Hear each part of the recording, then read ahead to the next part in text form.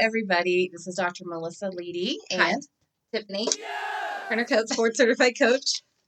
all right, so we are here with our very first video of the Wellness Warriors Collective. We're going to talk a little bit about muscle mass because Tiffany and I have both been reading about muscle mass and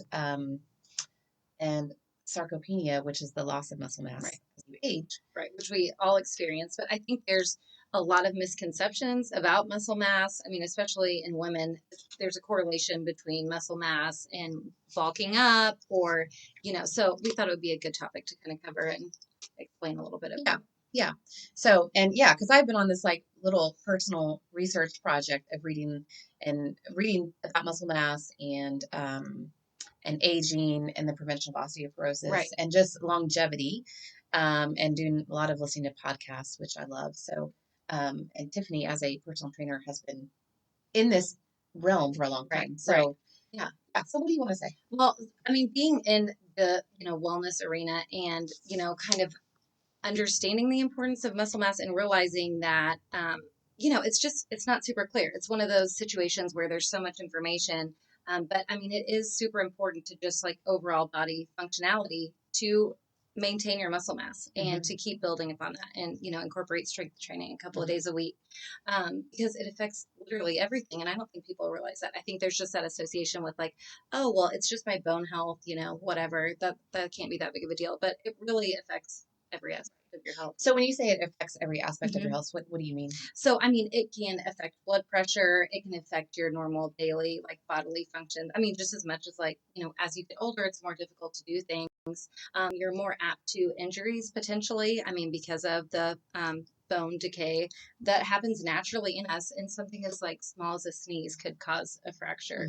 I mean, that's a real story with older adults. Yeah. The other thing that I think is really interesting is that, well, what I've been reading about is that the more muscle you have, the better your body metabolizes sugar. So like a large percentage of our sugar, our glucose in our body, correct me if I'm wrong about this, but a large percentage of the sugar in our body is stored in your muscles. Your muscles need that glucose to work better and to grow. So the more muscle you have, like if you have insulin resistance or prediabetes or diabetes, the more muscle you have, the more your body is going to effectively use that glucose and essentially lower your markers of insulin resistance. Right. I mean, it's helping you metabolize. I mean, that just to the long and short of it. Yeah. So what else? What else do you have? Yes. Okay. Oh.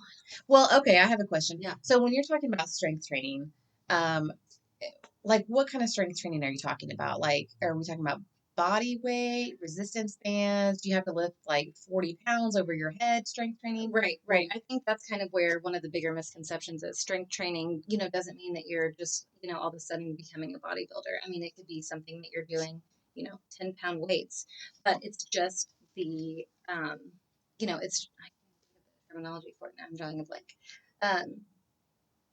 Yeah, I mean, it's just increasing your muscle mass. I mean, and it, effectively can lower your heart rate. I mean, there's so many positives to it. And I mean, we know now, I mean, that it's something that you should definitely be incorporating at minimum 3 days a week. So, I mean, there's so many benefits to it. Heart health. Right. I mean, mobility in general. Right.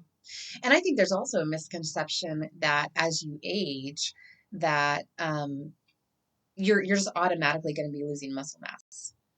Right. Because we see people who are, 50 and older or so, and, maybe they're losing muscle mass. And that's where the whole, term sarcopenia starts to come into play, is that you see this muscle mass as people age, or I'm sorry, this loss of muscle mass as people age, it's a natural which is associated with a lot of different health problems. But what we're saying is it doesn't have to be that way, that just because you are getting older, you're in midlife or older, does not mean that you can't and that you shouldn't be working on maintaining and growing your muscles. Obviously, probably need to talk to your physician about this and make sure it's safe for you to do. And if you don't know how to, gain muscle mass, to work with somebody who is knowledgeable in that area, talk with a physical therapist or a coach, things like that. It definitely means, again, it's not just about, throwing around some heavy weights or kettlebells. I mean, it is strictly, again, you could do body weight, light weights, but it is something that is like a necessary thing for us to be doing as we get older to prevent osteoporosis, Right. lower your heart Right. rate. And to recover Right. from injury. Right. Well, to keep you injury free. I mean, well, right. To prevent injury. yeah. Right. Right.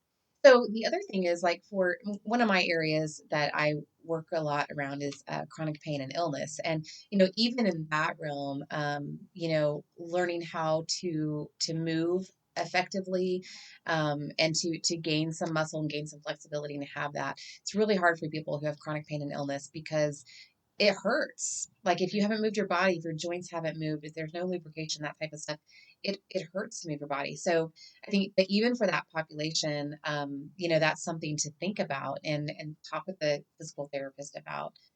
How do you slowly build over time and stay consistent? Because it does protect protects your bones and it moves blood flow and all that kind of stuff. Right. It feels like maybe it's like almost the antithesis of what you're doing when you're dealing with chronic pain. But I mean, really, it could, help in so many ways. Yeah, it could help mitigate some of that pain. Initially, like Melissa said, talk to, your physician or physical therapist, but it could really provide actually a lot of relief long term. Right. Right. So what other notes do you have about muscle mass? I really just, Or fighting heart myokines? disease. I sure like Oh my myokines. gosh, I know. I mean, I just think overall just helping regulate, healthy levels in your body. I mean, blood pressure, your heart rate. I mean, how many people are at risk for cardiac events? I mean, that's huge. Right. And to know that you have something that is available to you that is not a prescription, I mean, that you can do on your own or in a gym to help, kind of mitigate some of those factors. I think one of the biggest areas, and we've talked about this so many times, but you have all this information and then you don't do anything with it. And I don't remember who said it, but somebody said, it's not knowledge that's power, it's applied knowledge that's power. And I think about that all the time because, even for me, I struggle with being consistent, especially if you have any chronic health problems. Sometimes that's going to get in the way. So, what do you think about that? Like, if people are like, okay, yep, that's great, need to build up a little bit of muscle mass, but they are either slow to get started or they struggle to maintain a routine and a habit.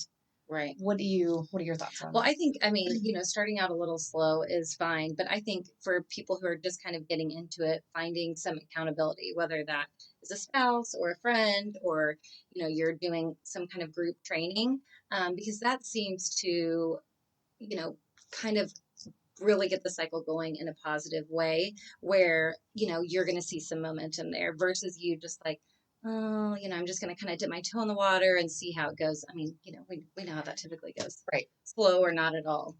Right. Yeah. One of the things for me that I really like, I like old school, like paper calendar and to, either write it on my calendar. So at the end of the month, I see more things filled in than not, or gold stars, a gold star person. Yes. Same. But I think that another thing that happens for me is that I get into this perfectionistic mindset where like, okay, I'm going to do it today at this time, and then if I don't do it, then I'm like, well, I already didn't do it today when I could do it later, but then I I Then don't you I kind of don't beat yourself up. right. It's kind of like this negative cycle. And I tell people that, it's just not like an all or nothing situation. Like, but Right. we've all been there like, oh, wow, I ate really horribly. So, like, what, like, why even go to the gym? Well, the next day is a new day. Right. You Well, can, the next minute is a new minute. right. So it's not I think also the culture, the diet culture oftentimes is, just there's such a big proponent to perfectionism. And I think just getting started is half the battle. Right. Right. Yeah. So those are some things we might talk about a little bit later too, is just our mindset and how that works, our mindset and motivation and consistency and where we get stuck. Right. If we have a fixed mindset, a growth mindset, all kinds of things like that can maybe be helpful, just as something to think about. So is there anything else you want to say? I think also it's really important to kind of find what works for you. And it's not just something, when I say works for you, something that you enjoy doing. So, I mean, if you hate going to the gym and lifting weights, that's not something you're going to do. But if you enjoy being around other people and, working out in a group setting or, with a partner, then start there because you're going to have the most success. Right. If you don't enjoy doing it, it's not something that you're going to stick with long term. Right. And that stick with long term, that consistency seems to be the thing. Right. So, all right. Well, good little discussion. Yeah. There's so much more about this, like myokines. Look up myokines. I mean, obsessed with it. I mean, we could talk I about love this learning all day about long. myokines. So anyway, we could maybe talk about that a little bit later too. But anyway, hopefully this was helpful, and we will put another video out pretty soon about some other wellness topics. And if you want to do any coaching, if you need some of that accountability, Tiffany's available. Just go to legacycounselingservices.com, and there's a coaching inquiry form that you can click on. Tiffany's able to work with anybody throughout the United States virtually, or if you're in the Tulsa metro area, you can come to our offices. If you have any questions, happy to help. All right. Thanks, everybody. Thanks. See you next time.